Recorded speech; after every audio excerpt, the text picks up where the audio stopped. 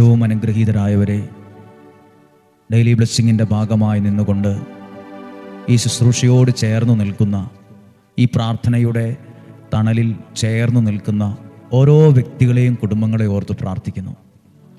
ഇന്ന് നിങ്ങൾക്കൊരു അനുഗ്രഹമുള്ള സമയമാകട്ടെ എന്ന് പ്രാർത്ഥിക്കുന്നു. ദൈവാനുഗ്രഹമുള്ളൊരു സമയമാകട്ടെ. നിങ്ങളുടെ ഓരോ ആവശ്യങ്ങൾക്ക് വേണ്ടി, ആഗ്രഹങ്ങൾക്ക് വേണ്ടി ദൈവാനുഗ്രഹിച്ചത് സാധിച്ചു കിട്ടാൻ ഞങ്ങൾ നിങ്ങൾക്ക് വേണ്ടി പ്രാർത്ഥിക്കുന്നുണ്ട്. ഇന്നൊത്തിരി അനുഗ്രഹമുള്ള ദിവസമാകും. ഒരുപാട് പ്രാർത്ഥനയോടെ, പ്രതീക്ഷയോടെ നമുക്ക് ഈ വചനം ശ്രദ്ധിച്ചു കേൾക്കാം. മർക്കോസിൻ്റെ സുവിശേഷത്തിലെ 6-ാം അധ്യായം 45 മുതലുള്ള വാക്യമാണ്. യേശു വെള്ളത്തിൻ്റെ മുകളിലൂടെ നടക്കുന്ന ഭാഗമാണ്. അതിൽ എഴുതിയിട്ടുള്ളൊരു വാക്കാണ് 47-ാമത്തെ വാക്യം. വൈകുന്നേരമായപ്പോൾ വഞ്ചി നടുക്കടലിലായിരുന്നു, അവൻ തനിച്ചു കരയിലും. എഴുതിയിരിക്കുന്നൊരു വാക്കാണ് നടുക്കടലിലായ ഒരവസ്ഥ. നടുക്കടലിലായ ഒരവസ്ഥ. പ്രശ്നങ്ങളുടെ, പ്രതിസന്ധികളുടെ, രോഗപീഠകളുടെ, ഒറ്റപ്പെടലിൻ്റെ, നിരാശയുടെ, ഇങ്ങനെ മനസ്സിനെ മടുപ്പിക്കുന്ന, മരവിപ്പിക്കുന്ന, വല്ലാതെ ദുഃഖത്തിലാഴ്ത്തുന്ന 100 പ്രശ്നങ്ങളുടെ നടുക്കടലിലായ ഒരു സാഹചര്യം നമുക്ക് ചിലർക്കുണ്ടാകാം. ശിഷ്യന്മാർ നടുക്കടലിലായി പോയൊരവസ്ഥയുണ്ടായി. 48-ാമത്തെ വാക്യം, അവർ വഞ്ചി തുഴഞ്ഞ് അവശരായി.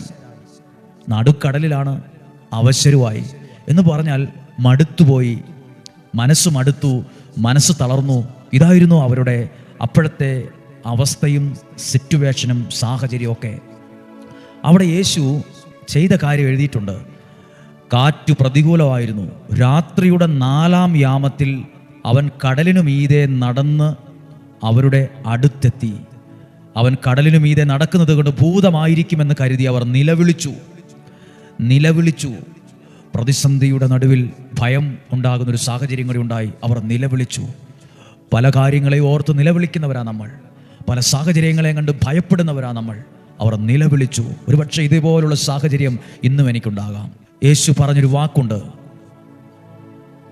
50-ാമത്തെ, അവരെല്ലാവരും കണ്ട് പരിഭ്രമിച്ചു. യേശു പറഞ്ഞു, ധൈര്യമായിരിക്കുവിൻ, ഞാനാണ്, ഭയപ്പെടേണ്ട. അവൻ വഞ്ചിയിൽ കയറി. അപ്പോൾ കാറ്റു ശമിച്ചു. പ്രിയപ്പെട്ടവരെ, ആ വഞ്ചിക്കകത്തേക്ക് യേശു കയറിയപ്പോൾ സാഹചര്യങ്ങൾ മൊത്തം മാറാൻ തുടങ്ങി. ആ അവസ്ഥയ്ക്ക് യേശു ആ വഞ്ചിയിൽ കയറിയതുപോലെ പ്രശ്നങ്ങളുടെ നടുക്കടലിൽ കിടക്കുന്ന, പ്രയാസങ്ങളുടെ ഒറ്റപ്പെടുന്ന നടുക്കടലായിരിക്കുന്ന എൻ്റെ ജീവിതത്തിലേക്ക് യേശുവേ ഒന്ന് കയറി വരണമേ എന്ന് പ്രാർത്ഥിക്കാമോ?